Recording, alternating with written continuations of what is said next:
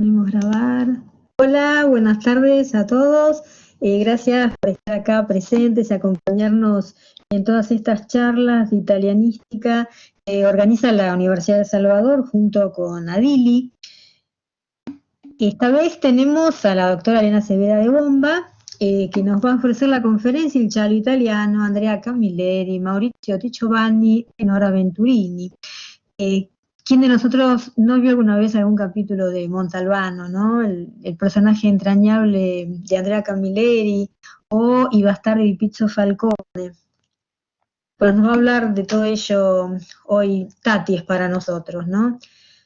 Sí. Bueno, Elena Acevedo de Bomba es profesora y licenciada en letras, profesora de italiano, doctora en letras en orientación lingüística.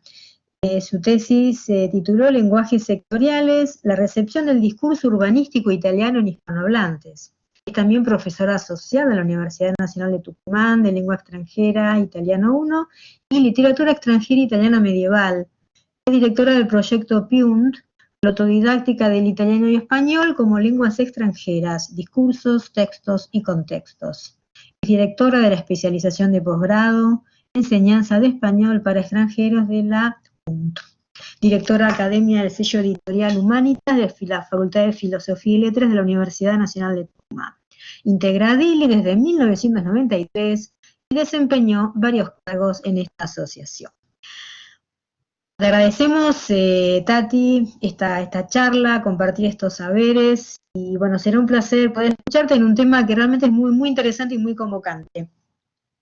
Vamos a trabajar de la siguiente manera. Al finalizar la charla, ustedes pueden escribir todas las preguntas que tengan en el chat. No es a través del audio, sino a través del chat, está habilitado. Y después, bueno, Nora Sforza, que es nuestra presidenta de Adili, va a dirigir las preguntas y va a armar el diálogo. Así que bueno, espero que disfruten esta charla. Y bueno, nos vemos en la próxima, que será el 2 de noviembre, con María del Carmen Pilán, ¿sí? Nos va a hablar sobre Grazia Deledda. Así que bueno, los esperamos también. Un abrazo. Bueno, muchas gracias por la presentación, muchas gracias a Nora, a Claudia, que me acaba de presentar, a Juan Pablo, que está ahí al pie del cañón, asistiéndonos, siempre atento. Así que buenas tardes a todos y bienvenidos a esta charla sobre una mirada al giallo italiano, donde vamos a caracterizar el género y vamos a compararlo también con el noir. Me acuerdo muy afectuosamente de una frase de Andrea Camilleri que decía que si pudiese, él terminaría su carrera sentado en una plaza contando cuentos y pasando la gorra. Y esto es muy importante porque a nosotros, los seres humanos, nos encanta contar historias, nos encanta que nos cuenten historias y hoy en día tenemos distintos canales para hacerlo. Ya no es el fuego alrededor del cual se reunían todos a escuchar las narraciones. Ahora tenemos audiolibros, tenemos ebooks, tenemos libros en soporte papel y tenemos narraciones permanentemente. El ser humano las necesita. Y este tipo de narración es particularmente interesante porque hay un detective que se vale de la razón para iluminar las cosas y los hechos humanos. Al policial le interesa destacar el carácter intelectualista de la realidad. La acción fundamental es develar un enigma. La novela policial concluye siempre con la victoria indiscutida de la ratio, o sea, de la razón. Bueno, vamos a ir comenzando entonces. Y me gustaría hacerlo con una frase de Giuseppe Petronio, de un artículo de 1991 que se titula La literatura policial hoy. En ese artículo, Petronio nos dice que tanto en la Argentina como en Italia y en muchos otros países, la literatura policial suscita los mismos problemas y conduce a las mismas reflexiones. Entonces nos preguntamos qué es esto del giallo. El giallo es un término que en realidad es una sinécdoque. Con el giallo nos referimos a un género literario, pero también fílmico. Eh, Hay graphic novels, hay historietas que son policiales, que son giallos, y que se centra en las historias detectivescas, policiales.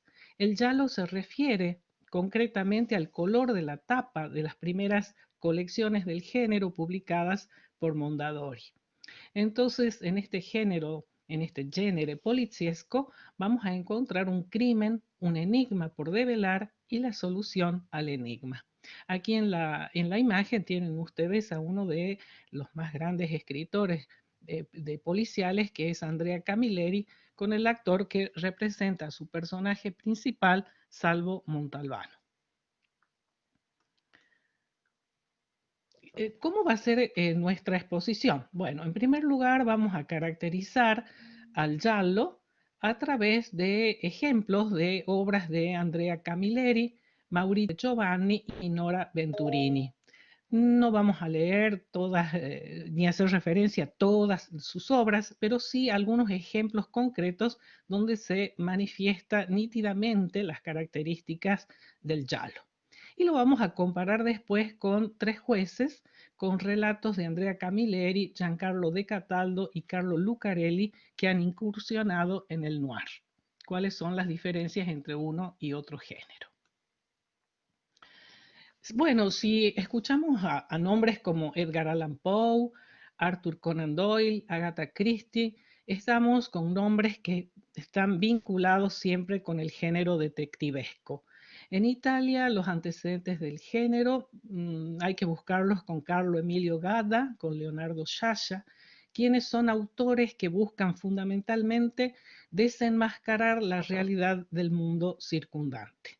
Y me parece importante compartir con ustedes este concepto de Todorov, de su tipología de la novela policial, que nos dice, en la base de la novela de Enigma encontramos una dualidad que va a guiarnos en su descripción. Esta novela no contiene una historia, sino dos, la historia del crimen y la historia de la investigación. Podemos caracterizar esas dos historias, además, diciendo que la primera, que es la del crimen, cuenta lo que efectivamente ocurrió, en tanto que la segunda, la de la investigación, explica cómo el lector o el narrador toma conocimiento de esos hechos. El año 2019 fue un año muy importante para el género, para el giallo, porque se cumplieron los 90 años de la primera publicación de la colección del Giallo Mondadori. Y para festejarlo, la editorial publicó Kilómetro 123, una novela de Andrea Camilleri, que justamente plantea eso, un accidente en el kilómetro 123 de la Vía Aurelia de Roma, pero luego inmediatamente se la pregunta, ¿accidente o asesinato? ¿Y qué nos dice Andrea Camilleri del giallo?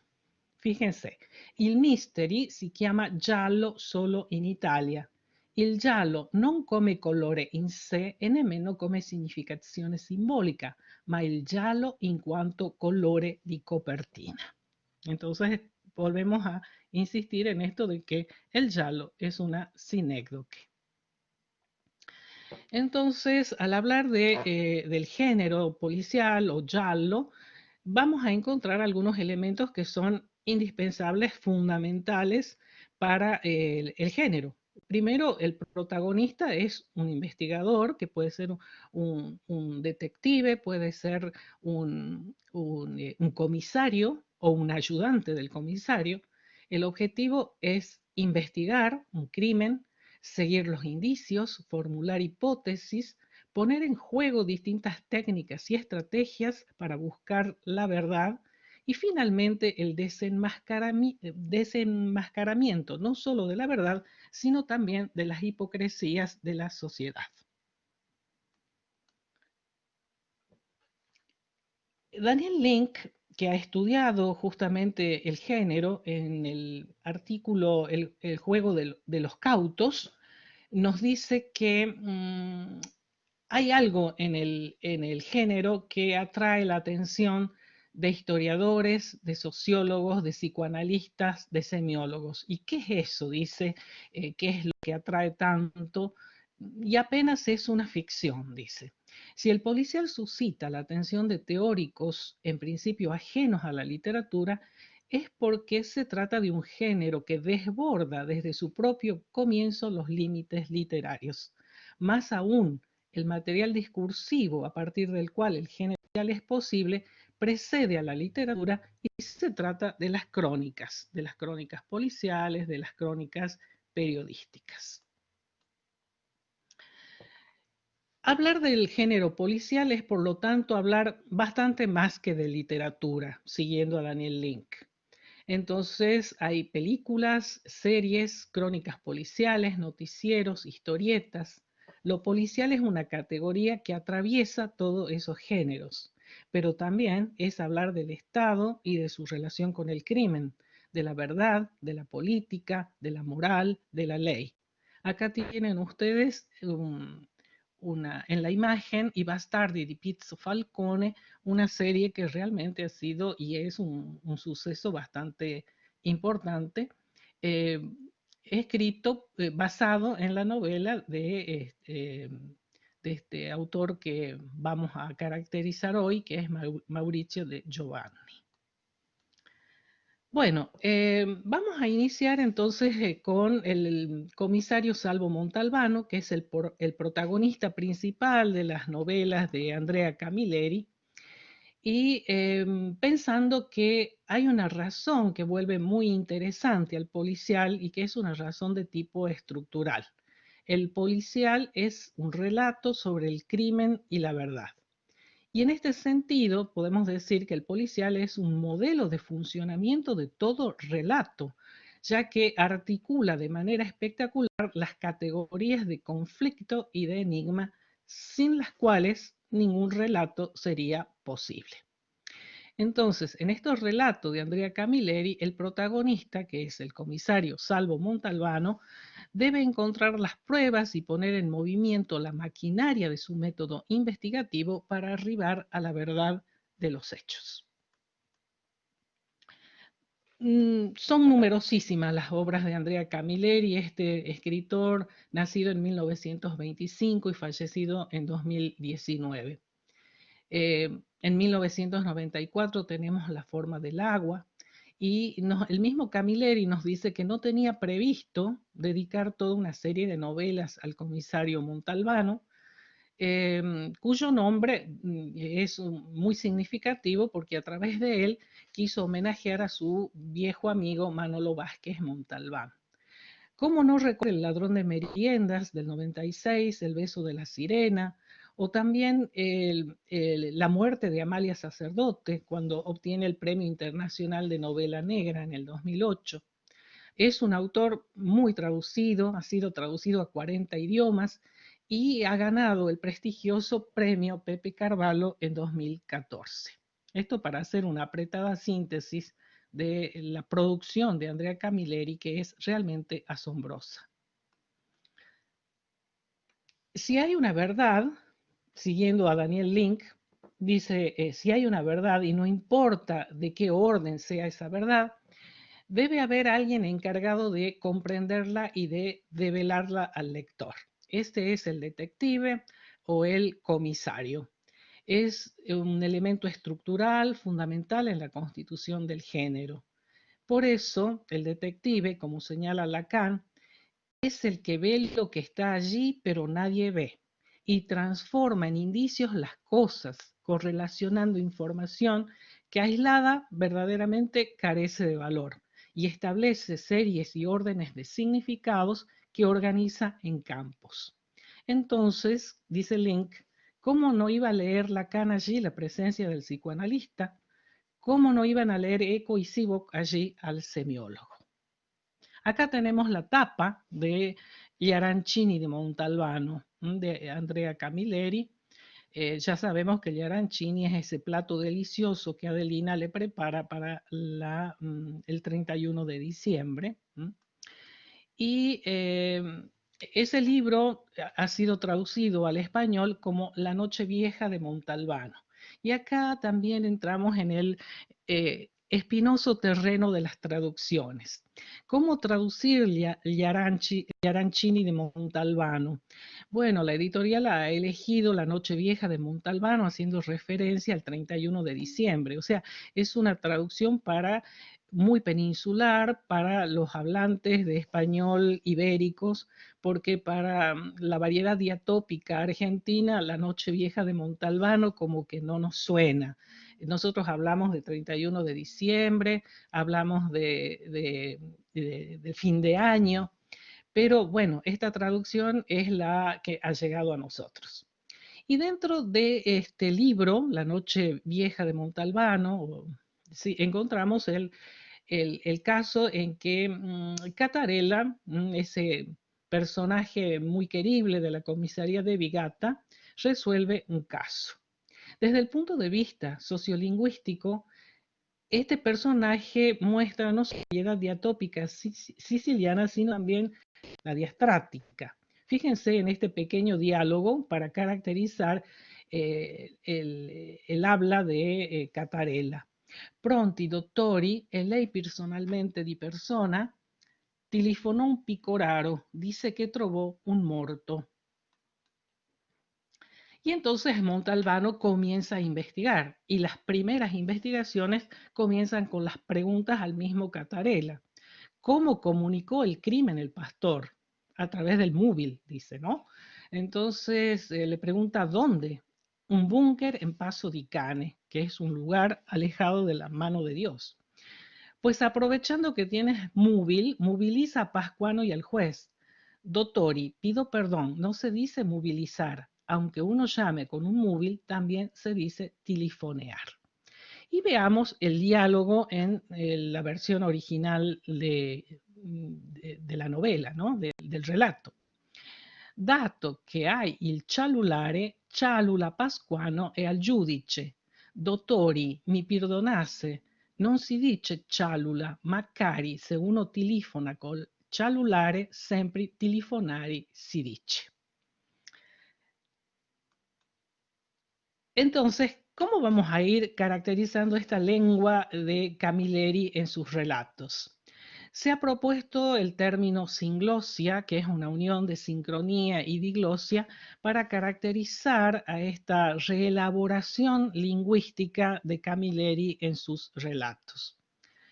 Este concepto de Stefano Salis también me ha parecido muy importante, que se los reproduzco aquí con una cita textual, que dice: il dialetto in Camilleri è un prezioso strumento linguistico vissuto ancor prima che pensato o scritto.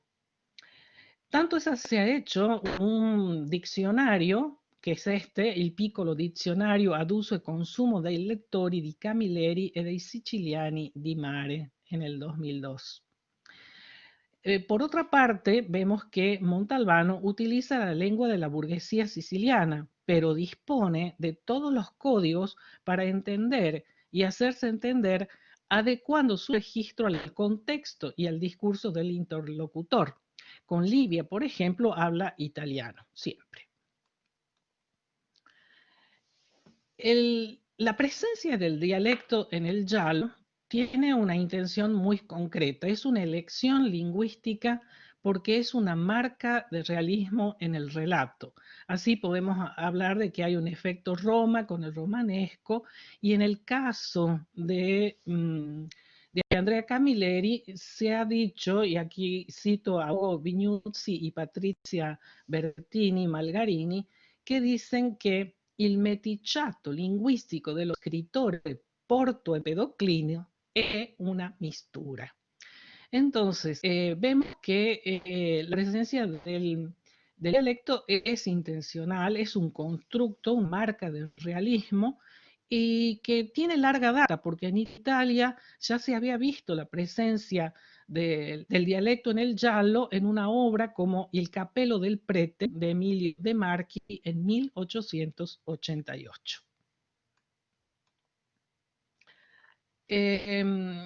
En el habla particular de Catarella, vemos que su dialecto es una mezcla de italiano burocrático, popular y dialectal. Cortellazzo nos había dicho che l'italiano polare è il tipo di italiano imperfettamente acquisito da chi ha per madrelingua il dialetto. Bueno, y acá la imagen les he puesto uno de los libros más recientes de Andrea Camilleri, El carrusel de las confusiones. Bueno, entonces, el detective o el comisario va recopilando evidencias y finalmente ve lo evidente. Cito del cuento que estamos avisando. En cuanto lo vio en la distancia, Catarela empezó a agitar los brazos como un náufrago en una isla desierta al ver pasar el barco. Lo ve al comisario y le empieza a hacer señas. Pero ¿cuáles son los hechos? Encuentran un cadáver de una mujer, rostro desfigurado, torso desnudo, vaqueros medio abiertos. Fazio formula la primera hipótesis. La mujer muerta puede ser María Loiacono, casada con Salvatore Piscopo, vendedor ambulante que había denunciado su desaparición. Entonces, sigue a continuación la recopilación de los datos. María sufrió un complejo por la muerte de su hijita, encuentran parte de su ropa y la alianza, continúa el interrogatorio sobre la vida de María, dónde la buscó su esposo, sus amistades, y el doctor Pascuano revela un dato importante, que estuvo atada y que había muerto hacía 2 meses envenenada.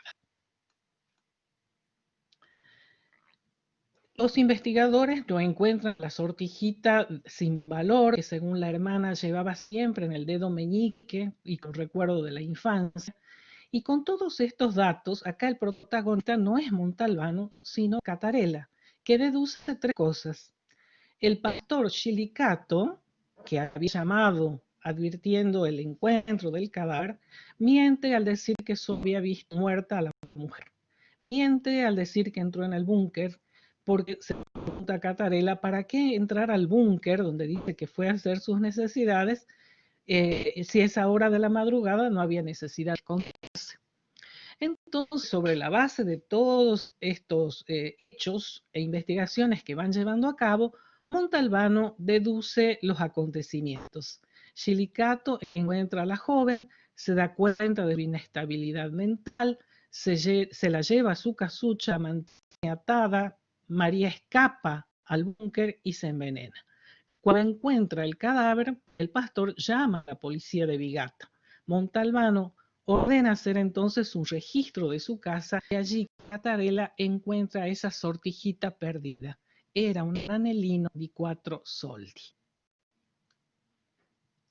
Entonces, siempre en el giallo vamos a ver un cadáver, una desaparición, algo de orden de lo real que rápidamente el género semiotiza.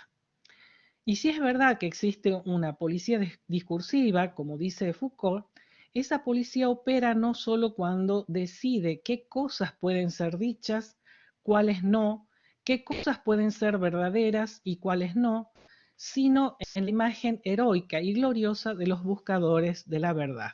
Fíjense cómo se cierra este relato. Montalbano decide, me interesa que presionéis a Silicato, llévate a Catarela y si tenéis que detener a Silicato, deja que Catarela le ponga las esposas. Se merece esa satisfacción.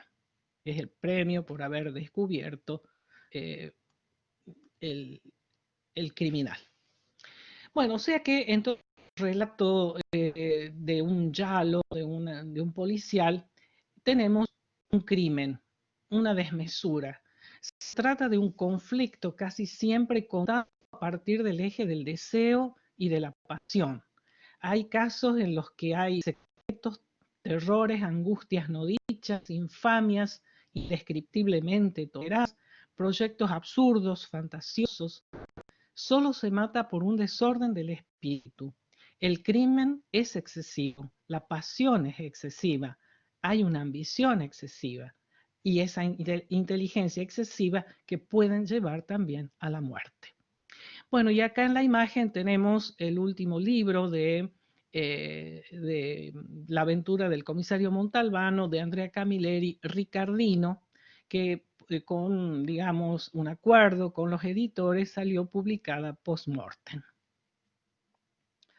Bueno, pasamos entonces ahora, después de haber caracterizado el giallo de Andrea Camilleri a través de la ejemplificación de uno de sus relatos, a Maurizio Giovanni. Ya no estamos en Sicilia, estamos en Nápoles, y este libro se titula El invierno del comisario Ricciardi. Maurizio Giovanni nació en 1958 en Nápoles, y que es esta la ciudad en la que reside. Sus novelas están protagonizadas por el comisario Ricciardi y tienen como telón de fondo la Italia de los años 30 del siglo XX. En 2012, el autor crea una nueva serie, esta vez ambientada en el Nápoles actual, con el inspector Giuseppe Lo Iacono como protagonista de Los bastardos de Pizzo Falcone. ¿Qué sucede en cuanto a la organización narrativa, en cuanto al cronotopo? ¿Cómo es el tiempo y el espacio en esta novela? Lo particular que tiene el protagonista, que es el comisario Ricciardi, es que ve a los muertos. Entonces, fíjense en el inicio de la novela. El niño muerto estaba de pie, parado en el cruce de Santa Teresa y el museo. Luigi Alfredo Ricciardi, el hombre sin sombrero, era comisario de policía de la Brigada Móvil perteneciente a la Real Jefatura de Policía de Nápoles. 31 años, los mismos que llevaba el siglo IX de la era fascista. Entonces, fíjense cómo ya la voz narradora nos está ambientando en el espacio-tiempo, en el cronotopo de Nápoles en un tiempo muy concreto. Y la otra característica del comisario Ricciardi es que veía a los muertos. El cronotopo literario puede ser entonces pensado como una categoría holística, es decir, como una totalidad significativa que articula una serie de coordenadas semántico-compositivas del texto narrativo. Bueno, Luigi Alfredo Ricciardi, ¿cómo es que se hizo comisario? Decidió estudiar Derecho, hizo la tesis en Derecho Penal, ingresó a la policía, única fórmula para responder a aquella demanda, aligerar aquel peso, para sepultar a los muertos en el mundo de los vivos.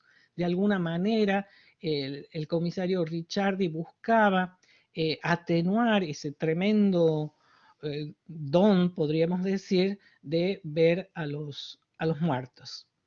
Y acá se van a superponer dos cronotopos, el del presente y el del pasado, el de los vivos y el de los muertos.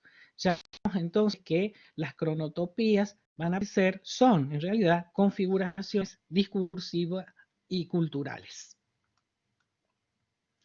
Otra particularidad muy importante que tiene esta novela es la de la intertextualidad, que también aparece en Montalbano, en los relatos de Andrea Camilleri.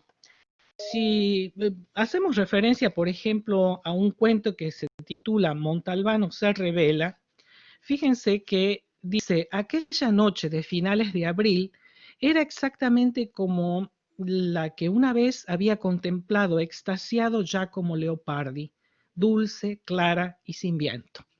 Esa intertextualidad que exige una determinada experiencia de los lectores, se la va a ver muy profundamente también en la obra de este comisario Ricciardi. ¿Por qué tiene que investigar la muerte de Arnaldo Bezzi, el tenor más grande del mundo que se presentaba en el Teatro San Carlo interpretando a Cane y Pagliacci? Cito, la partitura de la ópera de Leoncavallo permitía a Bezzi interpretar prácticamente solo, disponer de todo el escenario sin que nadie le hiciera sombra. Es un tenor importantísimo que aparece muerto en el Teatro San Carlo. Y acá se van a ir relacionando los hechos detectivescos, la develación del enigma y de la muerte del personaje, con dos obras que son Pagliacci y Caballería Rusticana. En Caballería Rusticana estaban ofreciendo una interpretación notable. Cito: el tenor que interpretaba al compadre Turiddu, la soprano en el papel de Santuzza y especialmente el barítono que hacía de compare Alfio, parecían en gran forma. La orquesta también demostraba estar a la altura y la ejecución, al llegar al coro después del intermedio, estaba pasando de notable a memorable. El padre Pierino se emocionó tanto con la música. Y acá es importantísima la presencia del padre Pierino, porque el padre Pierino es un espectador, el archiespectador, que no está en la platea, sino que anda por adentro del teatro, por las entrañas del Teatro San Carlos. Se ubica en una de las gradas y desde allí ve desde el interior la puesta en escena y sigue con mucha emoción y entusiasmo las representaciones. Y es él, el padre Pierino, que va a explicar el argumento de las obras, el desarrollo de las obras al comisario Ricciardi. El comisario justamente entra el cadáver y dice: el cadáver apoyaba la cabeza sobre la repisa, descansando sobre la mejilla izquierda. Por el lado derecho de la garganta asomaba un pedazo enorme de espejo en el que se reflejaban un ojo vitrio y la boca torcida, del que fluía un hilo de baba. Ricciardi oyó cantar con voz queda: io sangue voglio, all'ira m'abbandono, in odio tutto l'amor mio finì. Cuando canta Alfio. Entonces, como les digo, se van entremezclando, se van entramando estos relatos que tienen que ver con el presente y con la ficcionalidad de la que se pone en escena. Entonces, el comisario Ricciardi le pregunta al padre Pierino: o sea que el amante no actúa con Canio, ¿es eso? Exactamente, es un personaje no especialmente importante, un barítono, y cuando Canio comprende que Nedda tiene realmente un amante, enloquece de celos. El padre Pierino asintió absorto. Sí, se confunden ficción y realidad. Canio interpreta al marido traicionado, y cuando descubre la verdad, se arranca el traje mientras canta No, pagliaccio non son, y entonces apuñala a su mujer. Entonces la investigación del comisario Ricciardi se va a desarrollar en un contexto espacial muy concreto. Nápoles, el Teatro San Carlo, el escenario, las escaleras, los interiores, los camerinos del Teatro San Carlo, los tiempos entre una obra y la otra, los cantantes y los músicos, y el importante rol del padre Pierino, una suerte de guía virgiliano y de relator del argumento de las obras, y que entabla con el comisario Ricciardi un diálogo sobre las obras del que nosotros lectores somos también partícipes. Maione y Nápoles. Ricciardi pregunta al sargento Maione sobre el trayecto de la línea 7 del tranvía porque ya tiene sus sospechas acerca de quién es el asesino. ¿Y qué dice el sargento Maione? Que es un sargento tremendamente leal a Ricciardi.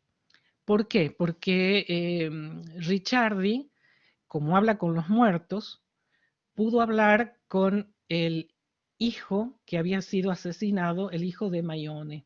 Maione lleva una gran carga de dolor por esa muerte que atenúa, alivia el comisario Ricciardi cuando le dice que se quede tranquilo porque las últimas palabras del hijo habían sido para él. Las últimas palabras y el último pensamiento habían sido para su padre. Entonces Maione, ¿qué le dice cuando pregunta a Ricciardi sobre el trayecto de la línea 7 del tranvía? Vamos a ver, comisario, tranvías de la línea 7 hay dos. El 7 rojo que sale de la piazza del Plebiscito y llega a la piazza Vanvitelli, en la colina, por encima del barrio del Vomero. Y el 7 negro que sale de Piazza Dante y sube hasta el Vomero, pero termina en el piazzale de San Martino. Nosotros, yo que no conozco Nápoles, es tan preciosas descripciones de la ciudad que uno realmente pareciera que conoce Nápoles a través del relato de Ricciardi y de Maione. Y un rol importante lo tienen también las mujeres, porque aquí ya vamos a ir estrechando el círculo de los sospechosos. Enrica es una joven vecina del comisario Ricciardi que borda siempre junto a la ventana y que él desde la suya, desde su ventana, la mira. Es como la ventana indiscreta. Livia Lucani, la joven y sufrida viuda, sí. Lila, la vestuarista del Teatro San Carlos, y Madalena Espósito, la ayudante de Lila. Rosa Baglio y la baronesa Marta son personajes femeninos evocados, porque Rosa, fíjense, tenía 70 años y había nacido el mismo año en que declararon la unidad de Italia. Es la nana del comisario Ricciardi. Y la baronesa Marta es la madre de Ricciardi, una mujer menuda y de ojos verdes. Entonces, cuando ya se va cerrando el círculo de los sospechosos o sospechosas, se hace algunas preguntas el comisario Ricciardi. Por ejemplo, eh, ¿por qué lloraba Betsy cuando lo mataron? A veces, dice Ricciardi, la verdad no es lo que parece. Es más, casi nunca lo es.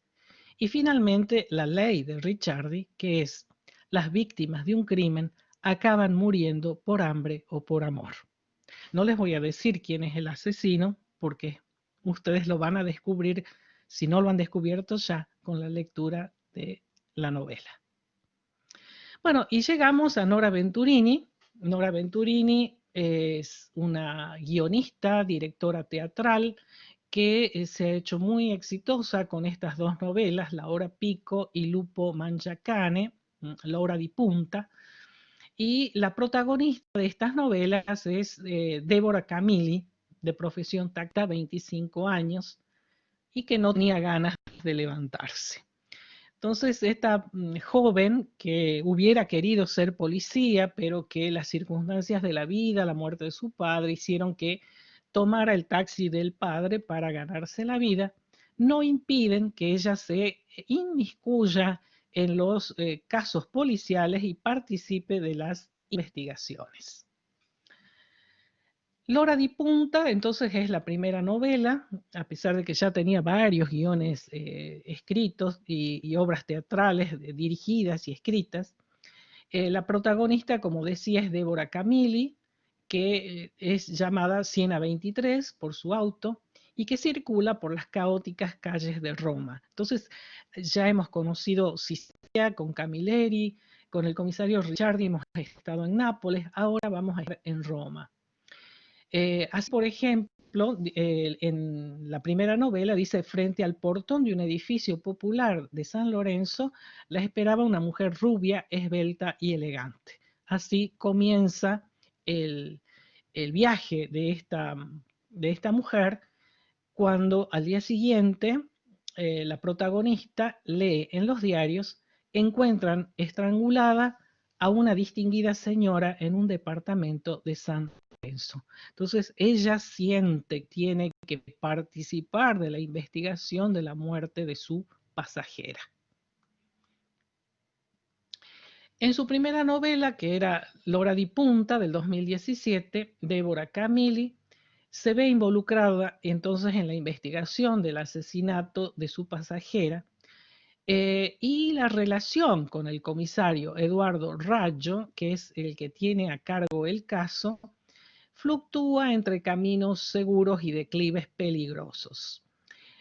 Los personajes y el contexto de la primera novela tienen continuidad en la segunda, en Lupo Mangiacane, del 2019, porque sigue apareciendo su familia, su madre, su hermano, la amiga Jessica, el comisario Raggio, el agente Nino Calocero y Fabrizio Comín, un joven carpintero de Treviso. Pero también aparecerán nuevos personajes vinculados con la investigación del asesinato de un inmigrante eritreo.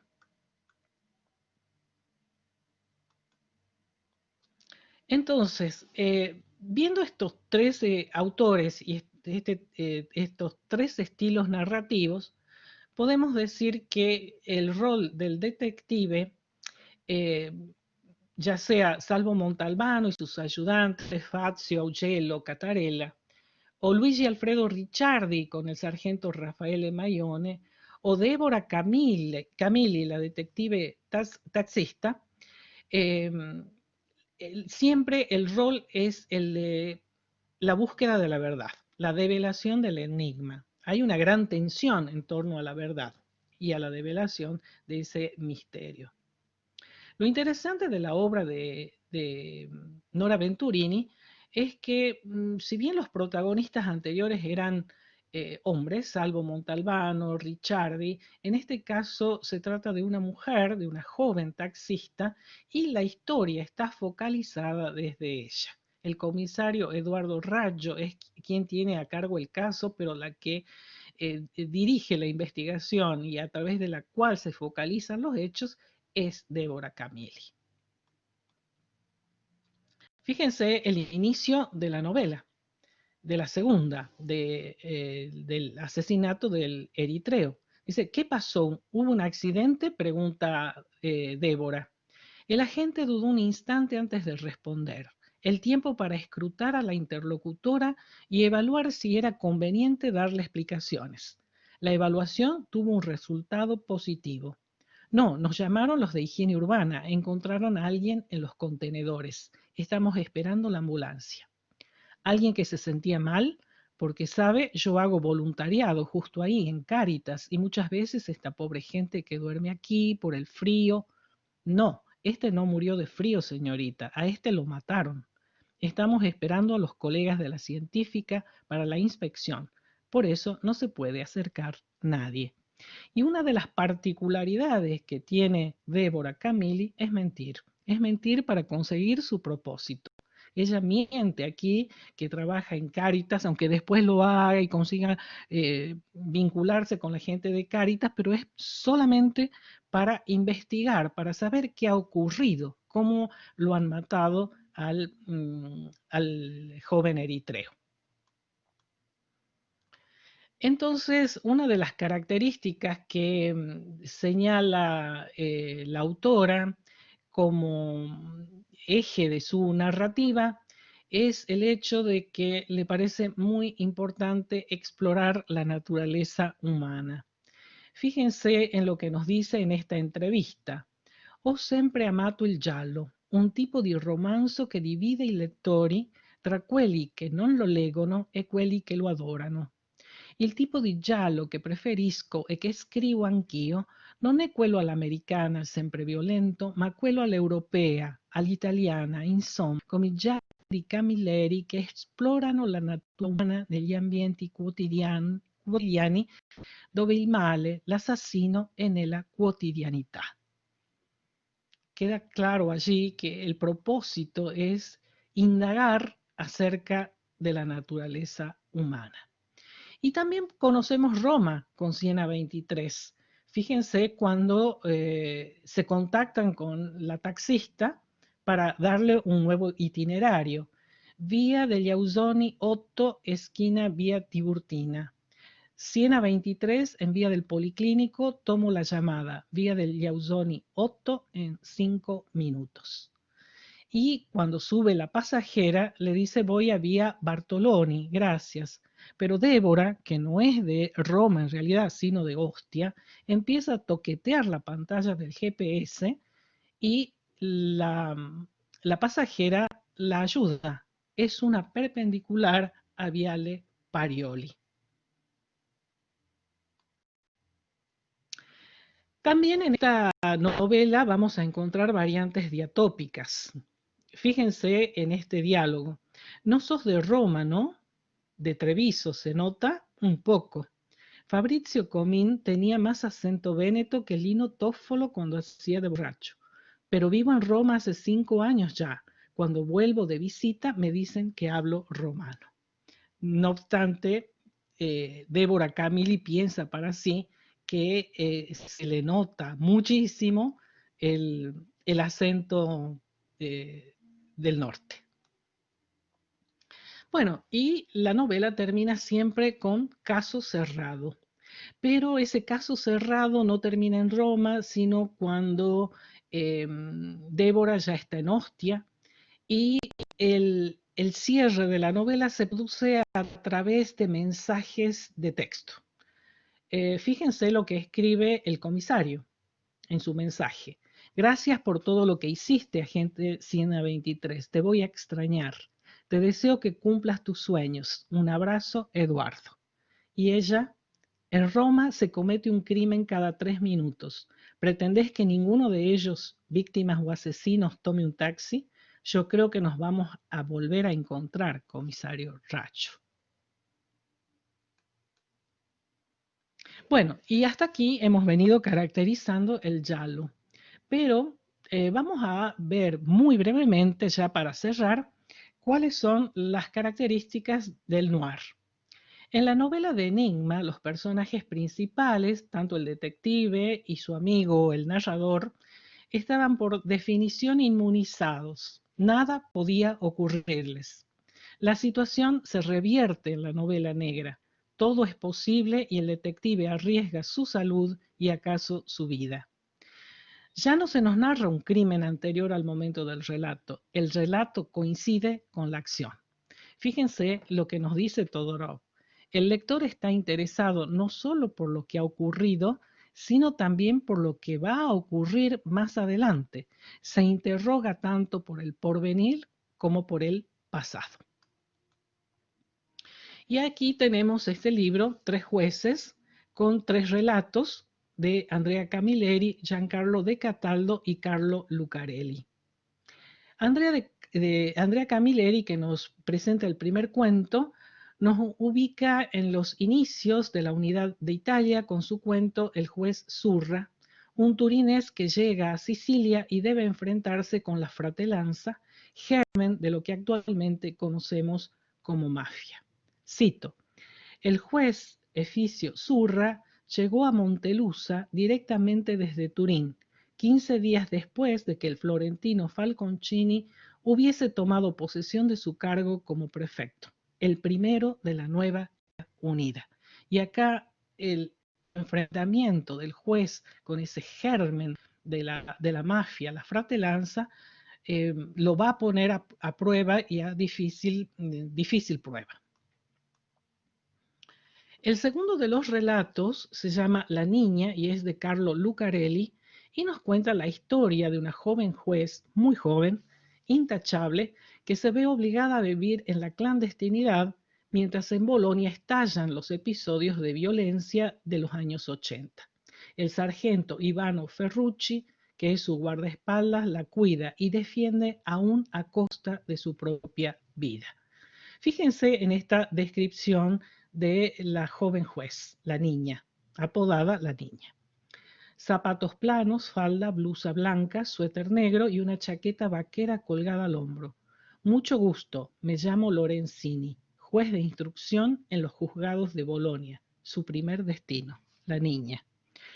Y esa presentación que nos hace al comienzo contrasta tremendamente cuando es raptada, cuando está investigando el lavado de dinero negro, y ahora dice ella, cito: ahora también yo soy clandestina como usted, y puesto que soy una juez de instrucción clandestina, voy a hacer una indagación clandestina.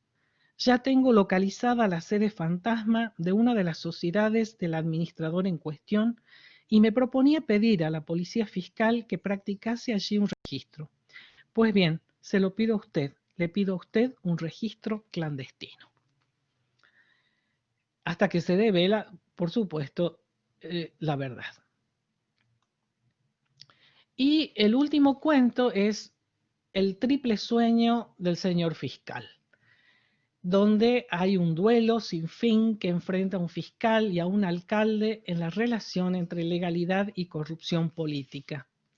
Es interesantísimo el manejo del cronotopo en esta historia, porque comienza en Novere, en el otoño de 1966, cuando los niños en la escuela, a pedido de tienen que definir qué es la democracia.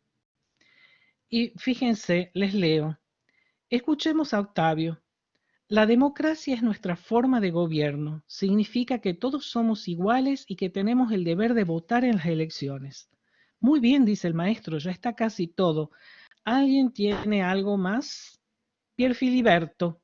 Y Pier Filiberto dice, la democracia significa que todos quieren comer y nadie tiene ganas de trabajar.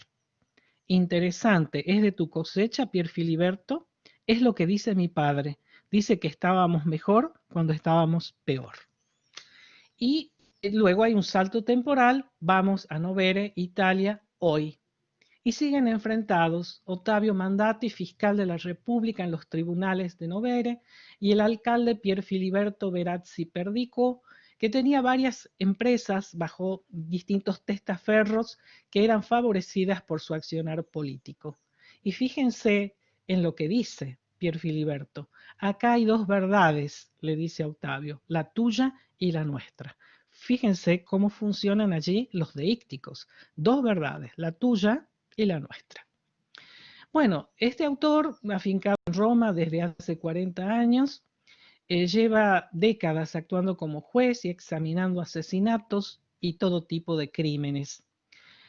Pero dice de Cataldo que si bien no utilizó los relatos para sus cuentos, sí le sirvió esa experiencia para incursionar en la novela negra, la novela sobre el mundo profesional del crimen, sobre todo mirando el rostro de los acusados. Tiene obras famosísimas como El Romanzo Criminale del 2009 y Traditori del 2010, con Andrea Camilleri y Carlo Lucarelli Giudici, Cocaína del 2013, Giochi Criminali con Maurizio De Giovanni y con Carlo Bonini Suburra. Bueno, y acá llegamos a un cuadro muy famoso de Hopper, Los Noctámbulos. Se preguntarán por qué está acá este cuadro. Y bueno, si son detectivescos, como pienso que lo son, se van a dar cuenta de que tiene que ver con el último relato de Carlo Lucarelli. El fiscal entró en su estudio y apartó una mala reproducción de Los Noctámbulos de Hopper. Apareció una pequeña caja fuerte cuya combinación no conocía nadie más que él. Pier Filiberto y sus secuaces podían haberle registrado el despacho, podrían haber corrompido a medio mundo, podrían haberse inventado las más sofisticadas alquimias procesales, podían haber fabricado la falsificación más descarada, pero con esa carpetita no habían podido dar. Y gracias a esa carpetita se prueba lo que debía probarse.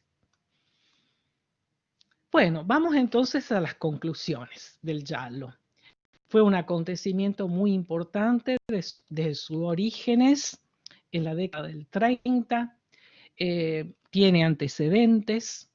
El personaje principal es un investigador, comisario o detective que tiene por misión develar el crimen, y la regla principal del género postula la inmunidad del detective, a diferencia del noir, y se comporta como un analista. Hay un juego intelectual, observar, deducir, hacer hipótesis, reconstruir lo sucedido a través de distintas clases sociales, poner en marcha la máquina investigativa y fundamentalmente il piacere de indagare.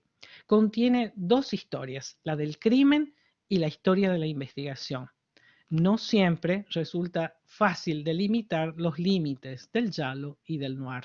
A veces hay una mixtura entre ambos. Bueno, y para terminar, entonces podemos decir, el caso è chiuso. Los agradecimientos, por supuesto, a la Universidad del Salvador, a Adili, a Claudia Pelosi, a Fosa y a Juan Pablo Spina. Muchas gracias también a ustedes por estar aquí con nosotros. Bueno. Mil gracias, Tati. Interesantísimo realmente todo lo que nos planteaste y bueno, dan ganas de leer todos los libros que nos quedan, ¿no? Bueno, dejamos el espacio entonces a manos de Nora para las preguntas. Les pedimos que lo hagan a través del chat. Bravísima, Tati. Bueno, muchas gracias. Ya te podés imaginar cuál es el libro, ¿no? Que yo quiero leer, de Me los que imagino. comentaste. Sí. Yo te quisiera, mientras van llegando, bueno, están llegando muchos agradecimientos, felicitaciones, qué interesante. Bueno, de todos los que han participado, te agradecen. Yo quería hacerte una pregunta por ahí, porque evidentemente Camilleri le ha dado también a la forma del giallo una, digamos, una categoría nueva, ¿no? Lo ha revitalizado tal vez. Eh, ¿Qué es lo que pasa con la crítica por ahí en Italia alrededor del tema del giallo? Si podés decir algo, si querés decir algo. Y del noir, bueno, Sí, del noir sí, tenemos a nuestro amigo Elvio, ¿no? Que siempre está con el tema, claro. pero Bueno, yo les diría que, como dice Nora Venturini, hay quienes aman profundamente el género y hay quienes no lo frecuentan nunca. Yo debo decir que a mí me apasiona el género detectivesco, tanto de autores italianos como de los ingleses y franceses. En general me gusta el género detectivesco europeo. Pero hay gente que no le llega y hay crítica que ha considerado al género detectivesco o al policial como un género menor. Yo no estoy de acuerdo con eso, pero sí, es frecuente escuchar como que el género policial es un género menor, es verdad. pregunta aquí Claudia, ¿cómo ves la transposición del personaje de Montalbano creado por Camilleri al de la serie televisiva? Y Bueno, Dei sí, es un Bastardi también, caso, dice Marita. ajá, es un caso interesantísimo de intersemiosis, porque al pasar la literatura al cine, estamos haciendo un juego intersemiótico, estamos pasando de un código a otro. Las primeras representaciones de personajes que nosotros nos hacemos a través de la lectura de una novela es en nuestra mente. O sea, nosotros vamos creando, reconstruyendo, construyendo al personaje a través de nuestras propias estrategias lingüísticas y lo vamos modelando a nuestro gusto. Lo que nos ofrece el cine y la serie, la serie de Los Bastardos de Pizzo Falcone, es ponerle un rostro a esos personajes. Entonces, muchas veces esos personajes interpretados por actores no coinciden con ese primer personaje, con ese actor que nosotros nos hemos formado inicialmente en nuestras mentes. A veces puede coincidir o a veces no. Yo particularmente no siempre quedo conforme con lo que me ofrece la imagen del cine. A veces coincide, a veces no. Como la segunda versión, ¿no? Claro, O la segunda versión, exacto. claro. Fernanda pregunta, ¿cuál es el lugar que se le da en la academia al giallo? ¿Sería posible darle más espacio y valor? Parece sobre lo que yo te preguntaba también. Qué interesante pregunta. Y me parece que sí, porque estuve viendo y consultando tesis doctorales sobre el género policial. He visto varias tesis sobre Camilleri, sobre los personajes de Camilleri, he visto aproximaciones al género a través de tesinas y de tesis. Yo creo que el género se está acercando al mundo académico, es verdad. Y pregunta Fernanda nuevamente, dice, ¿cuál es el lugar y la imagen de la mujer en este género? ¿Hay mujeres como Montalbano? Bueno, yo les diría que a mí me ha sorprendido bastante la producción de Nora Venturini, porque si bien el personaje principal, que es Débora Camilli, que a mí me parece que también hay una suerte de homenaje a Camilleri en la elección del nombre, El nombre. eh, sí, sí, yo creo que ahí, si bien el personaje del comisario Eduardo Raggio es el que lleva adelante la investigación porque es el que está capacitado, formado e institucionalmente lleva a cabo la investigación. Débora Camilli es el personaje a través del cual se focaliza toda la historia y es el personaje en el cual la voz narradora pone el acento. De modo que en ella hay una intención de investigar, de descubrir una verdad, aunque no sea la policía, aunque Claro, no esté, digamos. Marita dice, pero ella no es policía, hay una marca de diferencia allí, me parece, escribe Claro, Marita. claro, es lo que estoy diciendo, no es policía, hubiera querido serlo, hay un deseo no cumplido allí, una frustración por parte de ella, porque con la muerte del padre tiene que hacerse cargo del taxi cuando su vocación era ser policía. Entonces ella se acerca al mundo de policial, pero no lo es, no lo es. Hay una intención, un deseo de investigar y de conocer y de develar la verdad desde los bordes, porque no está dentro del sistema policial. Emilia Sofía Cotutiu pregunta, ¿cuál es el origen del nombre giallo para el policial italiano? Bueno, como decía al comienzo, en 1929 Mondadori, la editorial Mondadori, empieza a publicar los primeros policiales en una colección que tenía las tapas amarillas. Entonces la gente iba a la librería y decía, quiero un giallo, quiero un amarillo, una tapa amarilla, y ese giallo, como una suerte de sinécdoque, representaba al género policial. Bueno, hasta aquí. Perdón, pregunta María Soledad, a ver, perdón, que se van moviendo y dice, no, Augusto primero, Augusto González Molina. ¿Todas las obras de estos autores están traducidas al español o algunas todavía no? Esto es pensando en la recepción en el público lector hispanoparlante. Bueno, yo les diría que Edasa está publicando las obras de Nora Venturini. Lo de Andrea Camilleri está prácticamente todo traducido al español. No sé cuánto la obra del comisario Ricciardi, Los tres jueces, está traducido al español. O sea que, pero vuelvo a insistir, es una traducción para el español peninsular, el español ibérico, no para la variedad diatópica argentina que nosotros vamos a encontrar cosas muy lejanas a nosotros en las traducciones de estas editoriales. Sí.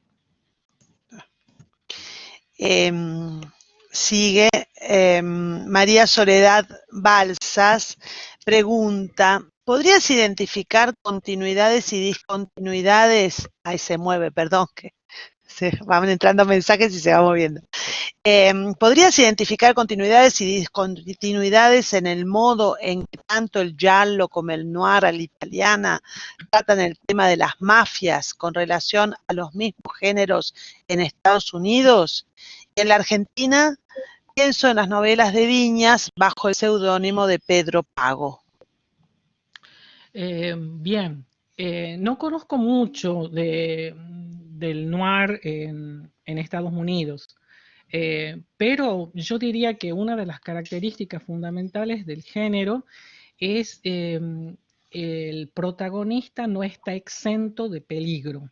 Esa sería una de las continuidades que observo yo en el noir y que lo diferencia del giallo. En el giallo es como que el personaje principal nosotros sabemos que está exento de peligro, que pueden ocurrir muchas cosas, pero que él va a seguir. No ocurre lo mismo en el noir, donde se pone en peligro. Fíjense cómo contrasta la figura de la niña, de esa joven jueza, en su presentación inicial y después cuando pasa al mundo de la clandestinidad porque está amenazada su vida. Ha sido un atentado tremendo del que pudo sobrevivir, no así el policía que la cuidaba y que era su guardaespaldas, ¿no? Sí, creo que esa es una de las diferencias entre los dos géneros y una de las características del noir es el peligro en el que se mueve el protagonista. Bien. Bueno, Augusto, retomo algunas cosas. Augusto había preguntado sobre el tema de las traducciones. Dice, bueno, responde, dice, claro, pensá justamente en la variedad de nuestro español. Grazie mille, Tati.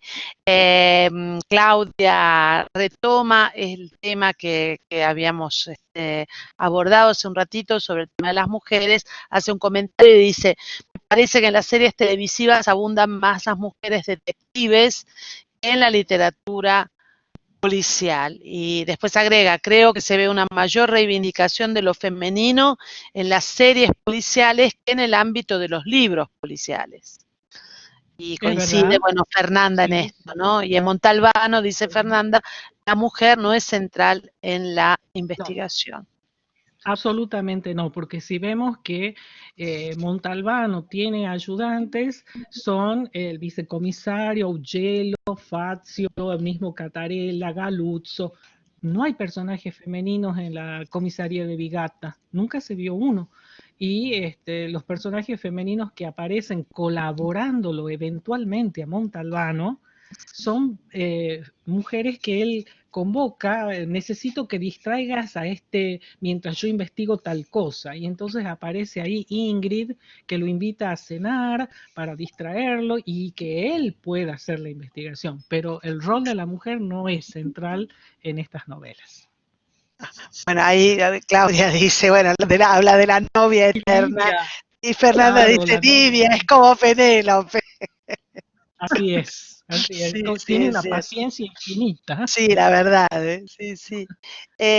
Bueno, te agradecía también, María Soledad, por la respuesta sobre el tema de las mafias. Que Y bueno, prometo investigar más sobre el noir en Estados Unidos, que no conozco mucho eso. Emilia, bueno, vuelve, dice, me quedo pensando y quizás la mujer es más visible en el policial televisivo estadounidense. Retoma esto. Sí, puede ser, sí, ¿verdad? Y francés, dice Fernanda Ujú. también, ¿no? Claro, Sí, sí, es sí. cierto. Y nórdico también, dice Claudia. Claro, es verdad, sí. Estaremos atentos a los avances, ¿eh? Te tomó la palabra, Claro. Sole. Sí, muy bien, Te muy tomó la bien. palabra. Así Bueno, es. después hay todos unos saludos de todos, Brasilina, bueno, nosotras todas. Muchísimas gracias a Este, todos, sí, porque sí. estos espacios me parecen magníficos y yo les agradezco muchísimo a Claudia, a vos, por crear estos espacios donde generalmente la gente del interior, como nosotros, no teníamos espacio. Entonces, estos lugares en donde podemos interactuar, eh, contar lo que estamos investigando, participar de otras conferencias sobre otros temas, realmente son espacios soñados, magníficos, donde realmente comienza a verse el federalismo en la cultura.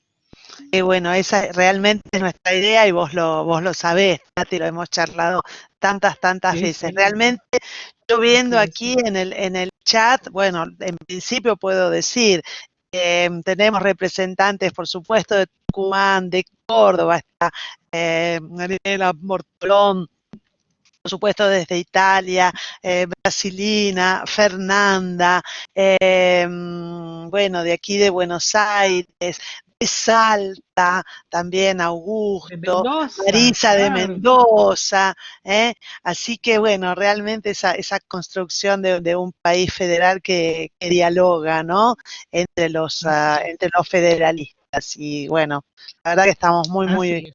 muy contentas, muy Bueno, orgullosas de esto. y para una respuesta, para quien pregunta acá, Marita me parece que era, ¿quién es el asesino en el invierno del comisario No lo Ricciardi? Bueno, les digas, voy a no dar lo una digas. pista.